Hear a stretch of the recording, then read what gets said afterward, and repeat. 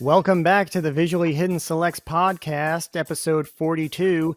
This month we are talking about The Princess Bride from 1987, directed by Rob Reiner and starring Cary Elwes, Robin Wright, Chris Sarandon, and everybody else that I mentioned in the video.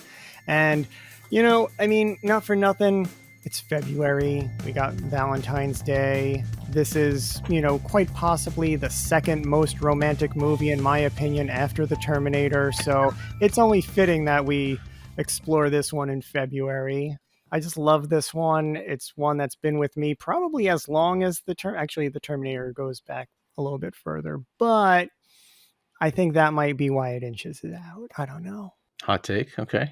I remember when it came out on video, and that's really when a lot of people saw this particular film.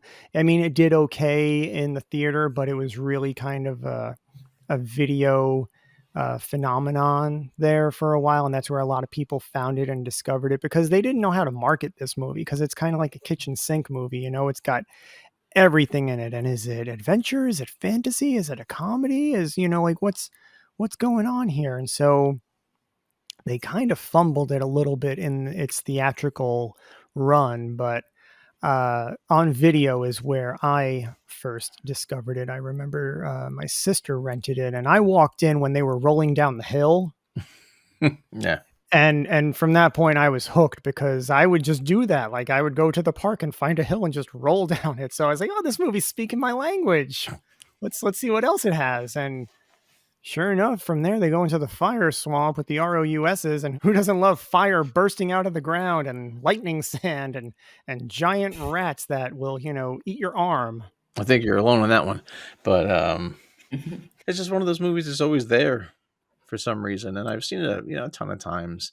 But I remember as I got older, it was less scary, because some parts are pretty intense for a kid, when he gets hooked up to the machine, and it's just like, Yeah. and Cary's selling it, he's putting the machine over, and it's like, Oh, yeah. oh man, so, and then the severity of Inigo finding the six-fingered man. So I was like, oh, he got him, so yeah, it was just, but as you get older, you sort of appreciate the movie on different levels and for different reasons. But Yeah, well, and as a kid, I think, of course, I connected with Fred Savage, as a little boy, like hearing this story and like just being pulled into the world of fantasy, and like, because there were other movies. I mentioned them in the video. We had The Neverending Story and Lady Hawk and Willow, all these other movies, great movies, but this one just is hitting on a different note, and I think that's what is part of the attraction. there's such a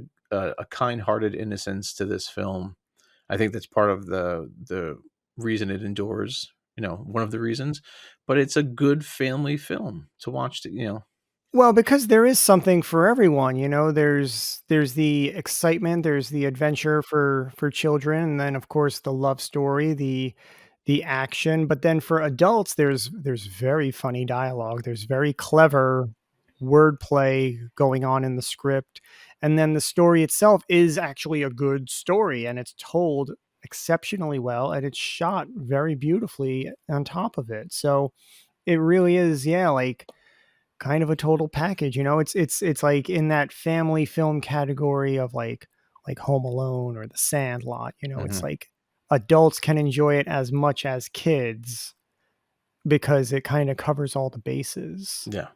And even though there isn't a child main character, there is, because we have the grandson who's, Mhm. being told the story, and just as little kids are watching the movie, they're being told the story. So there's like a subtle and sly connection there that appeals to a very broad demographic.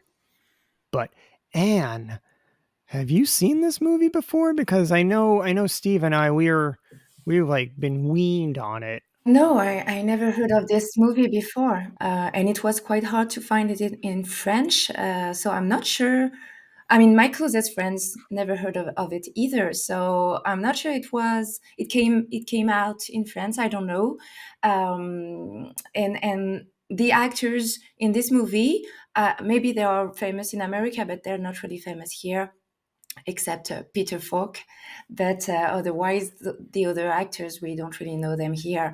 But what I will remember from that movie, first That's of all, really funny. Out of all the actors, he's the one who like transcends the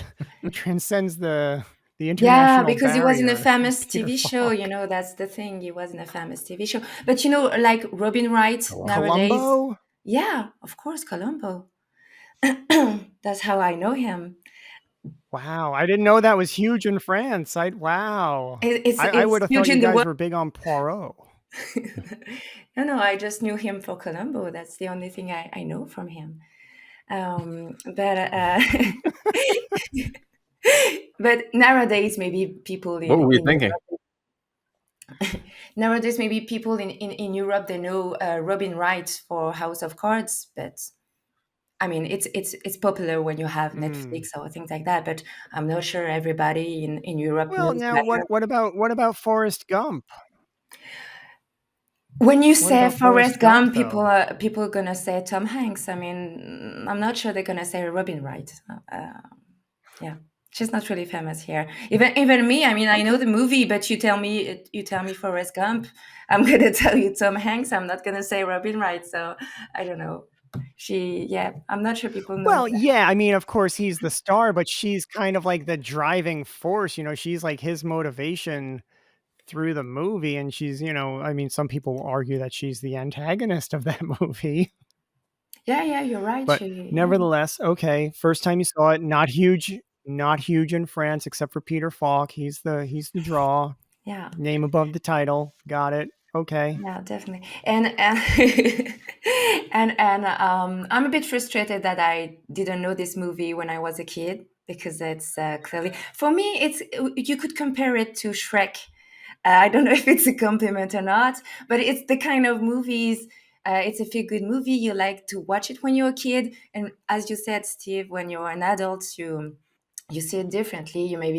You get the quirky humor that you don't get when you're a kid, and so that's the kind of movie. Yeah, you can watch it at every step of your life and enjoy it. So yeah, it's a good discovery. Thank you again for that. And I love the narration, the way they explain the story through the grandson and grandfather moment. It's really touching, really moving. Yeah, I that's one thing that I think is really pretty cool about this particular film because the book is like, over 300 pages, but the movie is only 90 minutes or so, like, in that ballpark. I think like to the end of the credits it's 99 minutes, but the story is like hits the ground running in and out, and the way they utilize the narration in the beginning and then kind of sprinkle throughout, but they also have those little breaks where they, just the grandfather and grandson are talking. He's like, I think you've had enough. He's like, no, no, no, keep going, keep going. It's like, even though it's a break in the story, it's energy, and it's like using it to facilitate the story and move it forward. And so I think it's just just a real great asset to this particular film. Well, yeah, it's the grandson is us as the audience, right? Where we're not familiar with the story, and the grandfather's reading the book to us. It's also like kind of a self mockery of the genre, like it's two men. I mean, a boy and a man talking about a fairy tale, and the fact that they interrupt the narration all the time. It's kind of a mocking in a nice way the romantic fairy tale. So it can speak to more people, if you're not really a romantic person. You see the humoristic thing in interrupting the story all the time. And also the fact that the kid is really reluctant at the beginning. And at the end, he wants to know more and he wants to read it again. It's so cute because, yeah, it shows you how important Hmm. it is to tell stories to the little ones and to the transmission you can have with your own family. And yeah, it's a very nice way to show it. And to that point, upon watching it, you know, this time and the last time, but more so this time, I really was paying attention to the fact that the grandfather says, "Well, I read this to your dad when he was a kid, and now I'm going to read it to you." And I'm like, "Well, what happened to the dad? Did he die? Is he not in the picture? Like, what's the, so the grandfather is basically." continuing the tradition, taking it upon himself to come over and take that opportunity when the boy is sick, to come and read him the story that he read to his father. So it's it was an as a kid, you're not thinking, oh, his grandpa's going to read him a story. Cool. You don't think of it as like, well, where's dad? Because you see the mom, and he says that he read it to his father. So you would think, well, naturally, wouldn't the father then read it to his own child? But maybe he passed away, or so we don't know. So it's just a nice, added thing. Yeah, it is a fractured fairy tale, and it does have traces of other classic stories. Like the three of them going to the castle to save the princess is like the Tin Man, the Scarecrow, and the Lion going to save Dorothy from the witch's castle in the end of Oz. So you see touches of all these other things, and I did think about Shrek this time, especially with the costume on the prince in one of those scenes. He looked like Lord Farquaad, And I love Shrek. I saw that movie, the first one, 4 times in the theater. I was obsessed with that movie. It was so good, so funny. But yeah, this is kind of it's in that family, it's in that wheelhouse of great for the kids, great for the adults, because there's something for everybody. So it's I definitely felt that vibe as well. Well, yeah, and another thing that kind of puts it over, I think, and really allows it to transcend audiences. And you had mentioned this before, but yeah, Peter Falk, he's not really the star of the film. He might be the most well-known internationally through Columbo, but there really is no star. I mean, they are all just character actors. It is an ensemble, and it's a great one at that. But I think it's not having, like, imagine if like Tom Cruise was cast as Wesley, I mean, yeah, he was in Legend, but that was before he was Tom Cruise. We're talking like post Maverick here, right? So when he became Tom Cruise, like, imagine if he played Wesley. It just wouldn't have I don't think it would have worked as well, even at that early stage of his career. Like, it needed someone like Cary Elwes, who is a good actor, who is a character actor, and the diversity of his work moving forward. Robin Hood Men in Tights, The Crush, Saw. Like, he's just a great actor, and you see it in this film at such a young, early age. The two leads, Robin Wright and Cary Elwes, are like, wow, where did they fucking find these people? Yeah. And you think, oh, they must be British. They must be British actors because they're speaking with their flawless accents. And no, everybody is an American. And it's just like, wow.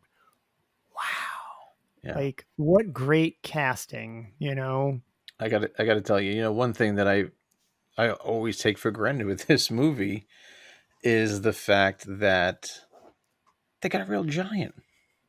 Like, you know what I mean? Like, there was no CGI, or like, let's make Hagrid bigger, or no, there's none of that shit back then. But I grew up on WWE, so Andre was like, he's like a member of the family, So, but they got an actual giant to play a giant in this film, and it's like, those scenes where he's holding someone's, like Cary Elwes' mouth open, like massive, that you can't, that's just so cool.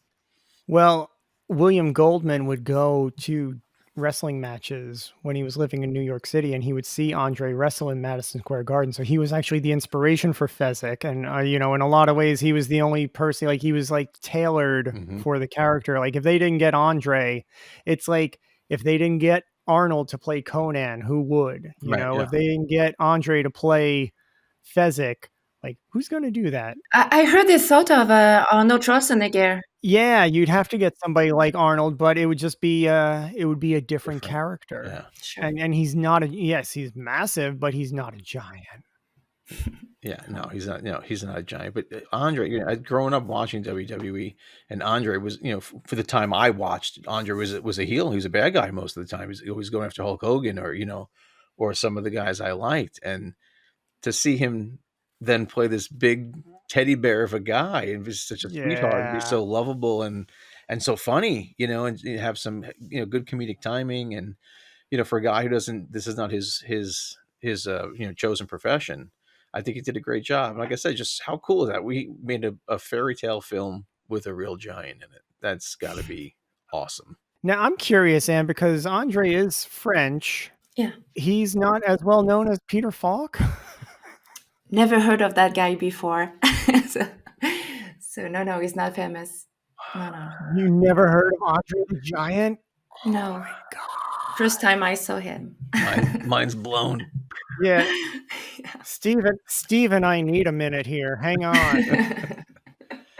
Once again, and you have like opened the door to the airplane like mid-flight. He's from the French Alps, you know. Yeah, but I believe that he made all his career overseas. Wow. He was like the first guy to transcend the business of wrestling. Like he really, because they loved him in Japan, they loved him in America. They were obviously massively proud of him in his home country. He was like a global. Well, clearly not if Anne hasn't heard of him. No. Yeah. Oh man, I'm gonna need like a week to recover from that one. Man, I feel like you hit me in the head with a 2x4. Yeah. That's a different guy, but I mean, yeah, he's probably rolling over in his giant grave right now. You can't believe that Anne didn't hear about him. My gosh. Yeah. What was it all for then? You know, if Anne doesn't know about him, I'm sorry.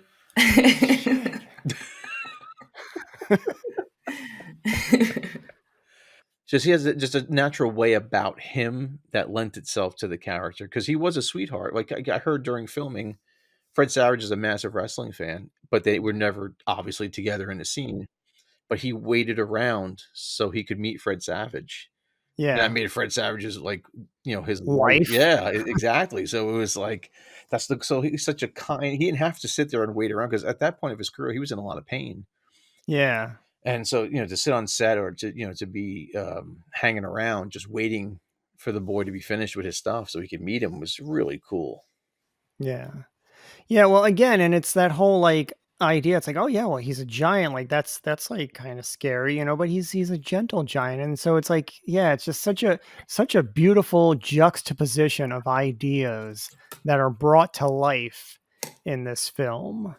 Like I also love Vicini, because he's the smallest, he's the loudest, and he's the smartest, but clearly not. Like when he goes head to head with Wesley and the iocane powder, like that scene, that whole battle of wits is just brilliantly written and brilliantly executed by the two of them. And Wallace Shawn, I mean, I read that Danny DeVito was actually considered for that character as well, but Wallace Shawn got it, and he's like, I don't really have a sense of humor. I don't really know what's funny. So, if you like what I'm doing, that's okay, but I wouldn't mind if you went with the other guy, And he's like, no, you're perfect. We want a good, not that Danny DeVito isn't a good actor, but like we want, you, because you have these other things in your toolbox as an actor. So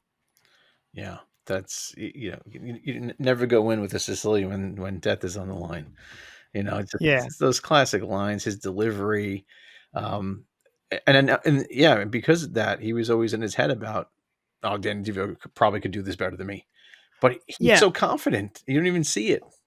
Yeah, well, and yeah, I could totally see Danny DeVito like saying all that, but there's just something about it coming out of Wallace Shawn that, I think makes it funnier because he's not a comedian. Danny DeVito, he was on Taxi.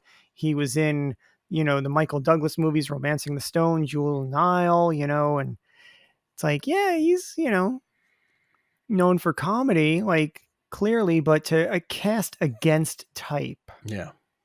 I think is really what makes this film like exceptional when it comes to the cast. I mentioned in the VHS video, Christopher Guest. He's my favorite performance in the movie because he's usually like the funniest guy in the room, and here he's the scariest guy in the room. He's the scariest guy in Florin, if you ask me. Like I ain't gonna step to that dude. He's cold. He has funny moments too. It was great. When he runs away, when Montoya he does, wants to but fight. It's a very dry. Yeah. Yeah. Right.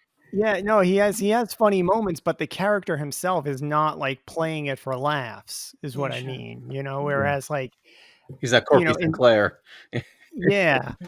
Exactly. Or Nigel Tufnell, like in that movie, he's supposed to be kind of a buffoon. And if you've ever seen any just interviews with Christopher Guest, he is very, very dry and very clever and very hilarious. Yeah, this is one of those films where Pete, you've mentioned this before. Every character has a very specific voice, a very specific way about them. They just seem like they're living, breathing, jumping off the storybook page. Um, have their own goals, their own ambitions, their own drives, and it's just like it all reads, and the performances are fantastic across the board. Hmm. Um, great casting. Rob Reiner he's a fantastic talent, and he knows how to get great stuff out of people. There was a window of time where he could not be touched, from Spinal Tap up through, and then he did The Sure Thing and Stand By Me and Princess Bride and When Harry Met Sally and Misery and A Few Good Men. And it's just like, Yeah. did he like make some kind of deal with, the devil or something? Like, where's he getting all this power from? I mean, Misery and When Harry Met Sally, for my money, is the greatest romantic comedy of all time, hands down. But those are two of my all-time favorite films. Like those are like I'm taking them with me. Desert Island films, I love those movies. And yeah, Rob Reiner has a very good way about him. And he's able to do it in less than 2 hours. Yeah, which That's Dan appreciates that's a because she good don't like point. long movies.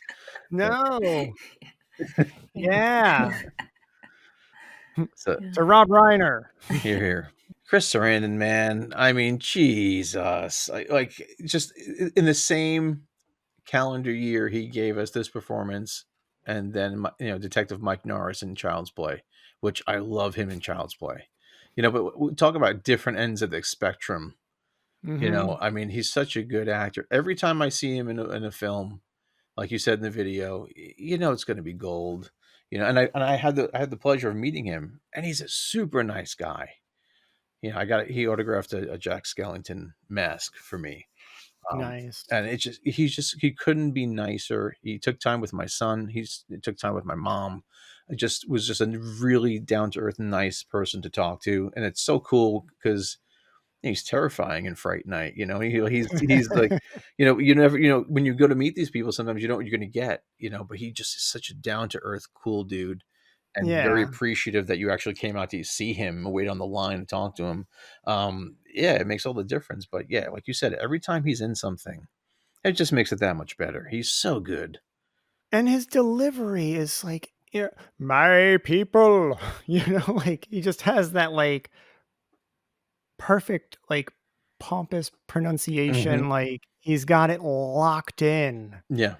In a as you just mentioned, like a very diverse body of work. Like he is not in danger of being typecast whatsoever. Like, and that's what I love about character actors. It's like they can just put on any costume and disappear. Hmm. And this film is like wall to wall, like ensemble, beautiful, beautiful cast. Yeah. I mean, we're talking about range. Mandy Patinkin, man. He does this, and then he's the villain in Elmo and Grouchland, which my son loves. But then like he's also chasing serial killers in Criminal Minds. You know what I mean? So it's like, Yeah. whoa, talk about a range on that And guy. he's a really good singer. Like he He's has his own singing career. Like he's He's released a Broadway albums. star. Yeah. Broadway star. So like you see this, the amount of talent in the movie, it's just unbelievable, top to bottom. Just Yeah. unbelievable performances, and the commitment too. Because sometimes I've seen movies like this or people trying to do something like this, and they play it where it's like wink, wink, nudge, nudge. Like this is, but all these guys in this particular film are taking it 1000% serious. They're not winking at the camera or at the audience. They really are buying into everything that they're saying, that they're doing, and that seems genuine. And it just the believability thing for me is always key, and I believe everybody in this film. Whether Robin Wright, her first film, but she was great. Yeah. There wasn't a moment where it's like, oh, well, that wasn't so good. There's never a weak performance in a No. truly ensemble cast, which is There's not even a weak scene, no, like, everything has a purpose. Every single scene builds on the story and just adds to the story, you know?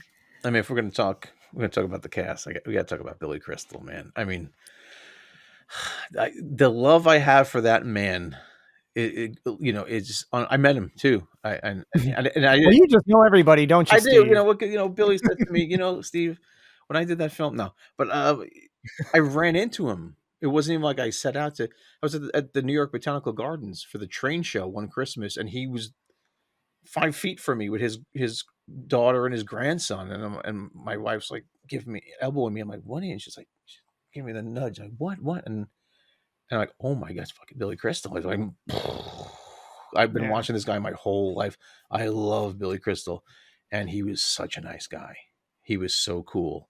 But I timed it. He's in this movie for 3.5 minutes, Yeah. and just the stuff when the mutton's real lean, just the stuff he's Uh-huh. giving you. Yeah, the ad Oh, libs, you know? for days, for days. But sometimes when my wife leaves the house, she takes the kids someplace, I yell out, "Have fun storming the castle!" And for no reason whatsoever. It doesn't even like apply, but it's one of those lines that's forever embedded. That and inconceivable are embedded in my Probably brain. owes you money. Yeah. Oh, we're gonna find out. And Carol Kane, she comes in for 2.5 minutes, and Uh-huh. just, I mean, she's a powerhouse, man. She's unbelievable in everything she does. Yeah. So good. Chocolate coating makes it go down easier. For days, I could just rattle off this movie. It is so well written. I can't say that enough. It really is, and it's so well performed that it just locks in. Yeah. Like you can't watch it and just walk away. Like it comes with you. Like when it's over, it's a part of you, and that's kind of like it's pretty spectacular. Yeah. Because not everybody is gonna love a science fiction movie or a horror movie or an action movie or a drama or a romance, and this movie has it all. So Mhm. whatever you're into, you're gonna get, and then it's gonna just put that hook in and follow you home. And the sword fighting was no slouches there with this. They didn't phone that in. Some No, pretty good no, stuff, and both it, left and right-handed. That's it's not funny. easy. I have a friend who does fencing, and we were talking movies one day, and I was like, "Oh yeah, what do you think about the Princess Bride? Sword fighting?" He's like, "Well, actually, I don't think that one's all that great," and I was kind of like, "What?" Yeah, But because it's so perfect, yeah. it's so choreographed, and it's so like locked in, and it's like it's flawed. But again, it's a fantasy. It's Mhm. the way Fred Savage's character is supposed to be seeing it. Like it's like the most epic and grand sword fight ever. So of course it's going to be perfect and locked It's in. Revenge of You the know, Sith of fencing. Yeah. yeah. Whereas like if you watch like the old Zorro movies, it's a little kind of like we might actually be in a fight for our lives here. Or like And Seven like Samurai, like we said, it wasn't so much precision as just fight for your yeah, life. yeah, it's action. Like go. And so yeah, this film, but they Mandy Patinkin and Cary Elwes, like they performed every single sword stroke. Like that is really them. They didn't do the flips and stuff, but when it comes to the cling clanging, that's all them. And to their credit, it's like, man, to be able to like pull that off, because it's not just like a little 30-second like scuffle on a little like field. No, they're No, going upstairs. They're like jumping over rocks and they're not doing backflips, but you understand like the terrain is not exactly inviting. no, yeah. I mean, just the fact that they switch hands. Like I took fencing basics years ago once, and just to comprehend what to do. I'm right-handed, so using my right hand just to comprehend. Then everything is written out in number, 1, 2, like so where you're putting the blade, and then to do that and switch your whole body and go the other side. and to look comfortable doing it. That's the trick, right? Because they're supposed to be like, well, I know something you don't.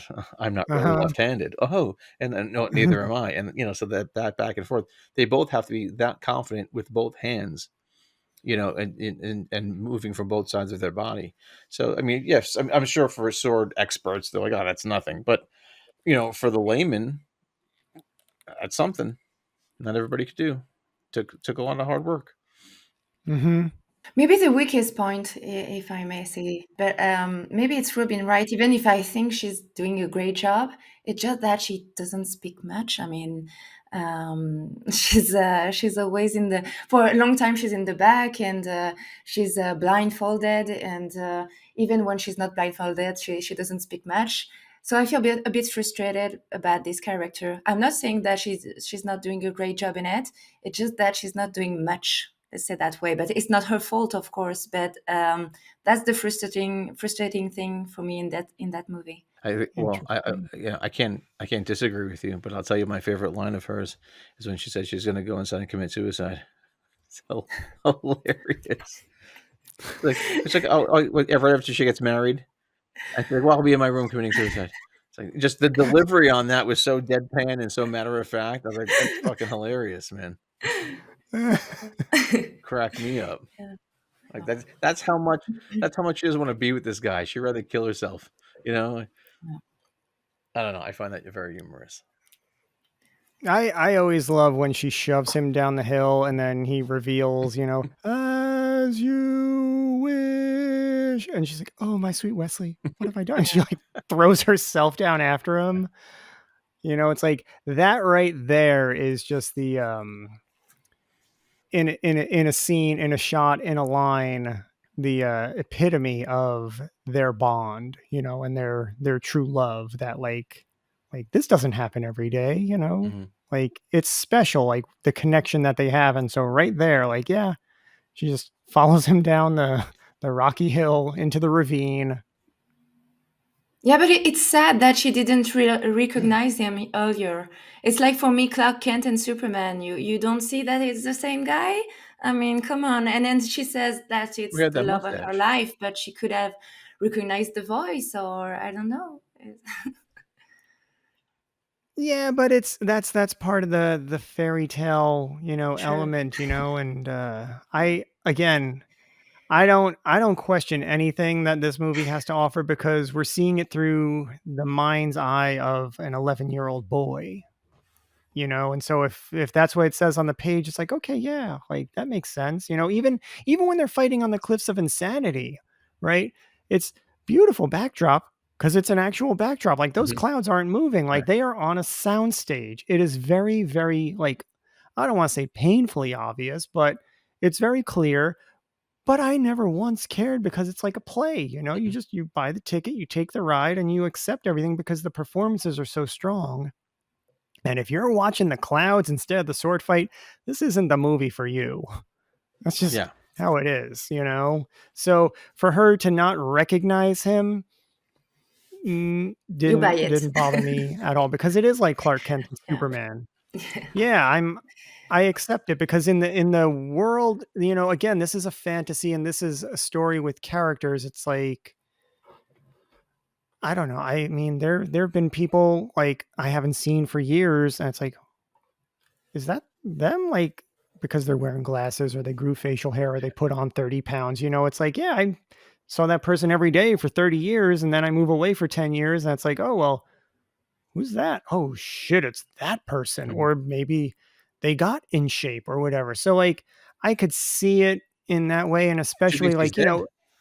she thinks he's dead and not for nothing, but like this is like medieval times. Like it's not like she has a picture that she's looking at every single day. It's like, yes, he's the love of her life and like burned into her memory, but I just accept it. She's not sitting on her phone scrolling through old Instagram feeds and, Sure. photo albums like, oh, my sweet Wesley, pining for him. Mm-hmm. It's like, no, she has her memory. And then he shows up and he's like super fit, super agile, super skilled at everything, Mm-hmm. and he's rocking a mustache that he didn't used to have. So I buy it. Not the I go farm boy for it. anymore. Yeah, he's not the farm boy anymore. He's Yeah. like he comes back like Luke and Jedi. You know, it's Yeah. different Sure. stuff. But you know, Yeah, he's climbing mountains. Yeah. He's got very good arms. but yeah, Fred Savage though, putting the action over. You know, when they cut away to him and to see how he's feeling about whatever particular scene, he's really conveying the emotions. You know, like when he thinks that Wesley's dead, and like, yeah, he's starting to well up a little bit. He's like, they can't, like, who's going to get Humperdinck? Like, that can't be how. What's going on here? You know, Yeah. so I'm always a fan of Fred Savage. I love his stuff. He's just Well, that's why he got the Wonder Years, because he could carry that shit. so good, man. He's so He good. was a very talented young No, man. and how do you feel about him? Because he was a child actor, and we know you don't like him. Yeah. Did Fred do a good job or no good?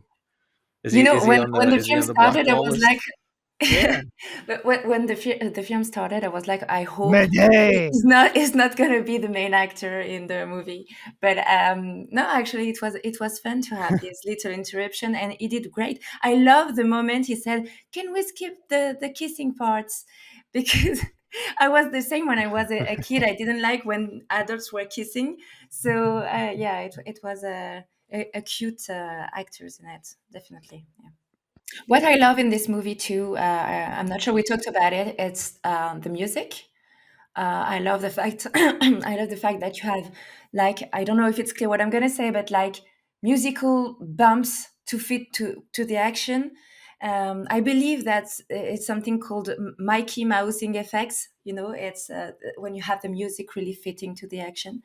Yeah, it's something really that I enjoyed, and you can think that it's done for kids, but actually even as an adult, it adds something to like a dynamic in fighting scenes, for example.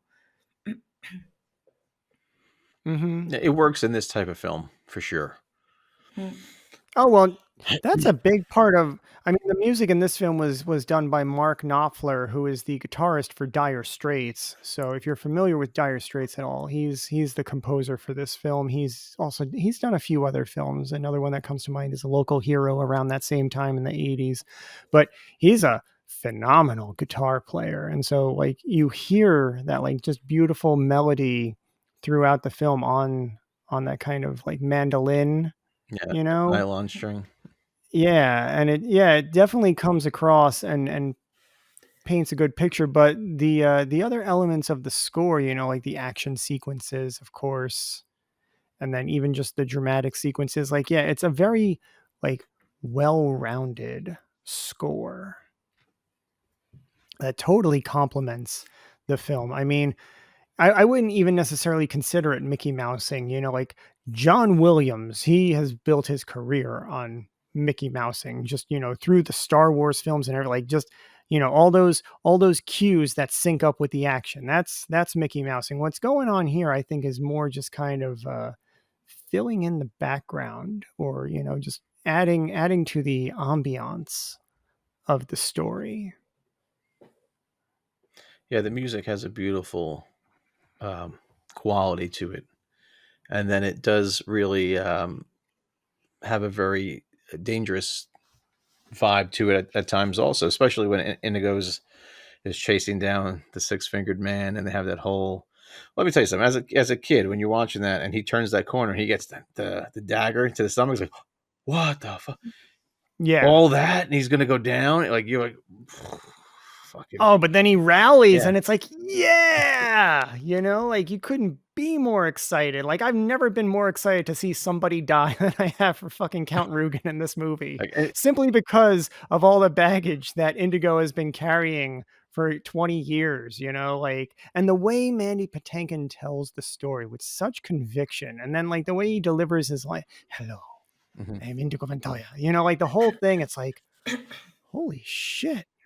Like Mandy Patinkin, he doesn't even exist. yeah. Well, like Indigo Montoya, he's a real fucking person. Like between these ears, like that's who he is, you know? I think he said it's his favorite role out of everything he's done. Well, wouldn't it have to be? Yeah. I mean, come on. But what I loved about it, again, you know, watching it with adult eyes, is when he tells that story to Wesley. Yeah. It's exposition, but done under the guise of he's letting him catch his breath. So they have this mutual, like, I want to fight you at your best. So take a moment, and not, and he Yeah. just, and he tells that story, and it sets the audience up. So at the end, when he's like, he goes into the hello. He's like, oh shit, it's on now. Here Here it it is. He's been comes. waiting for it. And then when he doesn't, you think he's gonna fail. He gets the dagger. It's like, fuck, what the? Come on, man. And it's like, that's brutal. As a kid, you watch that, it's fucking brutal.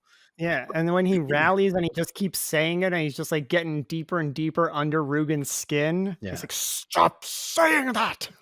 You know, it's like, whoa. And I Worlds collide. I don't have a delicate sensibility when it comes to cursing, clearly.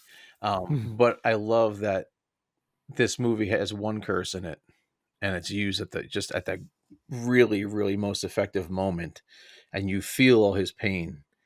I want my father back, you son of a bitch, and he gives it to him. And it's like, just that crescendo of like, finally, Yeah. it's such a, if you're gonna put a curse in it in a family friendly movie, that's the way to do it. You just, Yeah, like that's the venom. that's the button on it, and then he's just, he's, and I love, that reflection period he has after. Is like, my whole life has been this, and now it's over. What do I do with myself? And like, you can see he's moved on from it. It's a nice, it's a really well done. Yeah. Well, and it's just so beautiful how, like, Wesley sets it up when he's telling Buttercup about his adventure of becoming the Dread Pirate Roberts, and then it comes back around and it's like, oh yeah, that's like, it's almost like it was written to be perfect, Yeah. And it's, like how lucky are they to like have run into each other and bonded, and there's always something that gets me about that final scene where they're going out the window. And Andre's down there with, with the horses, and he's just like, I found these horses, and like, just such a, he's like the horse whisperer now. He's like rallying like the stable. And if we ever see that lady again, hello, lady. Hello, lady. He's just so like, just so I happen to find these horses, and in case we see her, we should get her one too. And like, he's so innocent and so sweet there. It kind of melts me a little bit. Yeah. And it's just such a nice scene, all four of them getting away.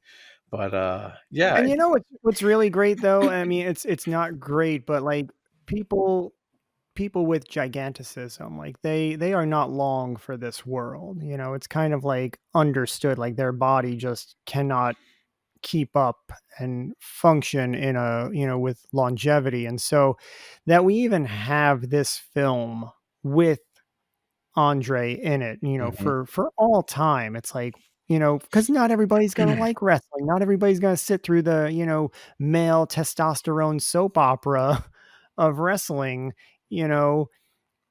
and go and dig into the history of it to find a character like Andre. But like that, we have this, that again, it just transcends popular culture, and it just, it's just great that it exists, and that he was able to be a part of it and fulfill that vision of William Goldman as the character of Fezzik. I'll say this, being a wrestling fan, I was talking to a buddy of mine. The Rock has been making movies for about 20 years and has the most forgettable filmography probably in the history of anybody, with the exception of Maui in Moana. I actually enjoy that with my kids.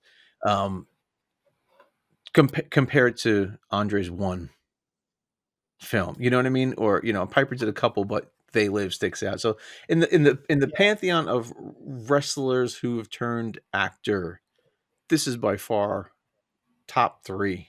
Well, to play, the other side of the coin here. I mean, I don't know that Andre is necessarily performing so much as he's not performing. Like, Right. he's just being a genuinely like lovable guy. Yeah. He's not drinking 4 cases of beer a night. When they're wrapped, But- maybe. But yeah, he's just showing up and being a lovable, likable, jovial guy, and I think that's just that we get to see and experience that side of his personality, like is a gift It definitely is. And to, humanity.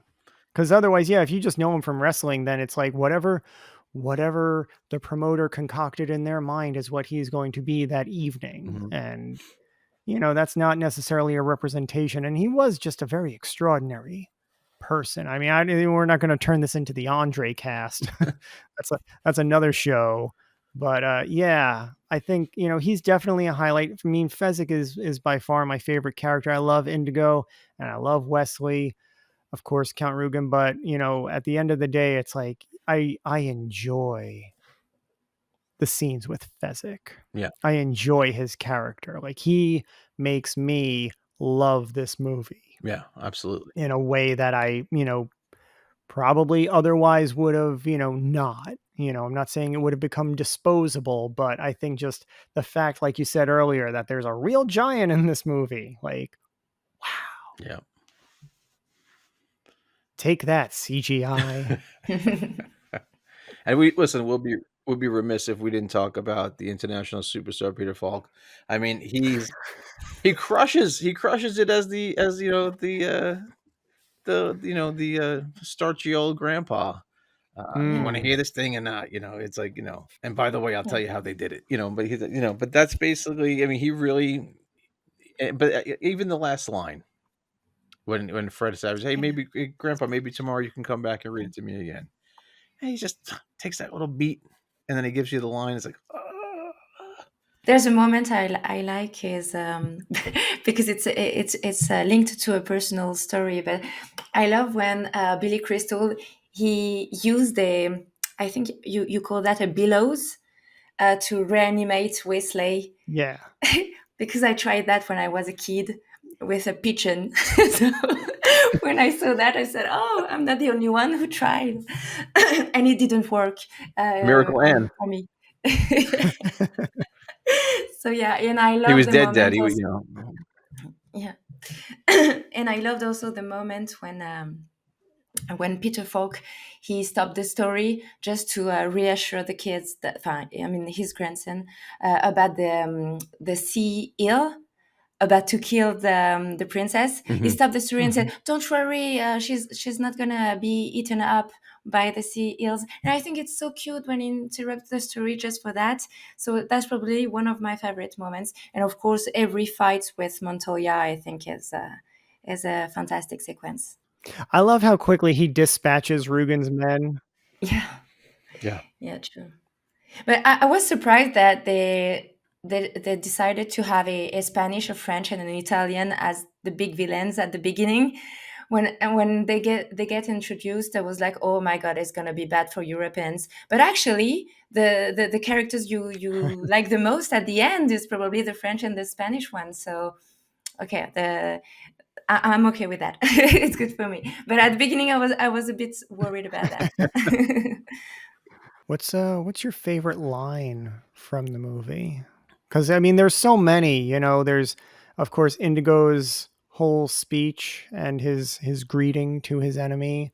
There's Vicini with "inconceivable." Always. Like "as you wish." There's so many like hallmark lines in this film. You know which one I love? When Indigo and Wesley are having their sword fight and he's like, "Who are you?" It's like, "No one of consequence." Yeah. "I must know." Yeah. "Get used to disappointment." Yeah. I say that all the time. Get used to disappointment. Well, why do you keep saying that word? I don't think it means what you think it means. That always gets me laughing. But I think anybody with a peanut, that just cracks me up. So funny. He's so lovable in this movie. "I could kill you now if you like." My way's not very sportsmanlike. Yeah, this is a very quotable movie. And it's funny because like every character has something that they say, or like that in itself is unique. That like usually like all the big lines come from like a Bruce Willis. Let's say his stuff is John McClane, or but everybody's got a little something in this movie. But probably one of the greatest examples of a team effort and a true ensemble. I don't think you can find a better depiction than this film. That'll about do it for us here today at the Visually Hidden Selects podcast. We will be discussing a completely different film next time, so be sure to head over to our YouTube channel and subscribe so you don't miss any future selections. You can catch Stephen Bendler over on Steve's Pop Culture Corner on Instagram. Ann and I, of course, are also on Instagram as well as Letterboxd, so you can follow us over there and find out what we've been watching and see what we think. And until next time, have fun storming the castle. Bye-bye.